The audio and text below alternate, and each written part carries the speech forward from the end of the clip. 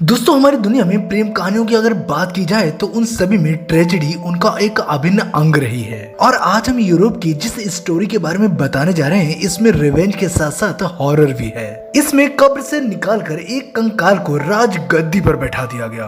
दरअसल दोस्तों ये बात है 14वीं शताब्दी की, जब यूरोप के एक देश पुर्तगाल में एक राजा अल्फांसो हुआ करते थे, जिसमें उनके 4 बेटे और 2 बेटियां थी। पर 4 बेटों में सिर्फ एक ही जीवित रहा, जिसका नाम था पीटर, यानी कि पुर्तगाल में जिसे पेड्रो कहा जाता था। इधर पेड्रो के पिता अल्फांसो का कैस्टिन के राजा के साथ जाती दुश्मनी थी, क्योंकि अल्फांसो की बेटी को शादी के बाद उसने छोड़ दिया था, जिससे बदला लेने के लिए अल्फांसो ने वहीं के एक सामंत के साथ हाथ मिला लिया और बदले में उसकी बहन के साथ अपने बेटे पेड्रो की शादी करा दी, जिसका नाम था कैस्टेंजा, जो अपनी शादी में एक खूबसूरत दासी को लेके आई थी। और इस दासी का नाम था एनेस्टी कैस्ट्रो। पर दोस्तों इसका संबंध तो शाही परिवार से था, पर वो एक नाजायज औलाद थी, जिस कारण वो एक दासी बनकर रह गई थी। शुरुआत में तो सब कुछ सही चलता रहा, पर कुछ समय के बाद पेड्रो को प्यार हो गया, पर अपनी पत्नी से नहीं बल्कि उस दासी से, यानी एनेस्टी कैस्ट्रो से,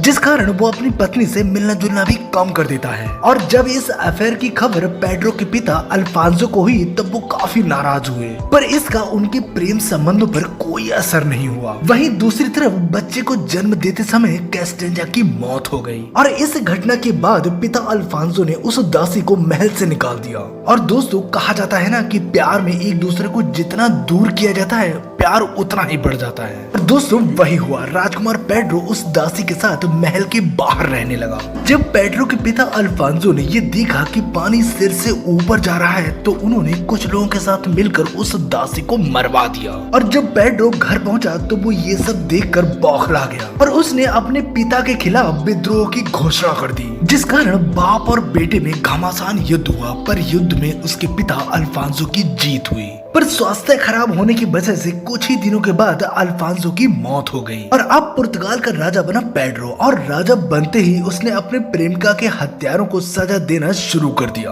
उसने उन हत्यारों को सार्वजनिक तौर पर सीना चीरकर उनका दिल निकाल लिया। पर दोस्तों अभी प्रॉब्लम खत्म नहीं हुई थी और कुछ ही दिनों के बाद दरबार में चर्चाएं शुरू हो गयी कि राजा के बाद अगला वारिस कौन होगा, जिस पर उसने उन सबको बताया कि उसने कैस्ट्रो से गुप्त शादी की थी, जिसके 2 बच्चे भी हैं। पर उस समय शादी को मान्यता चर्च दिया करता था और पॉप ने इस शादी को अवैध घोषित कर दिया, जिस पर पेड्रो ने एक दिन ऐसा कुछ डिसीजन लिया जिससे पूरी दुनिया आज भी हैरान है। वो एक दिन अपने साथ एक कंकाल को ले आया और उसे अपनी राज गद्दी पर बैठा दिया। उस हड्डी के कंकाल को देखकर पूरा दरबार हैरान था और देखते ही देखते उसने उन हड्डियों के कंकाल को पुर्तगाल की रानी घोषित कर दिया और सबको उसके सामने झुकने को कहा। और इस घटना के बाद से अब जब भी वो राजगद्दी पर बैठता तो उसके साथ शाही मुकुट पहने वो कंकाल भी उसके साथ बैठता था और साथ ही अपने दोनों बच्चों को अगला वारिस घोषित कर दिया।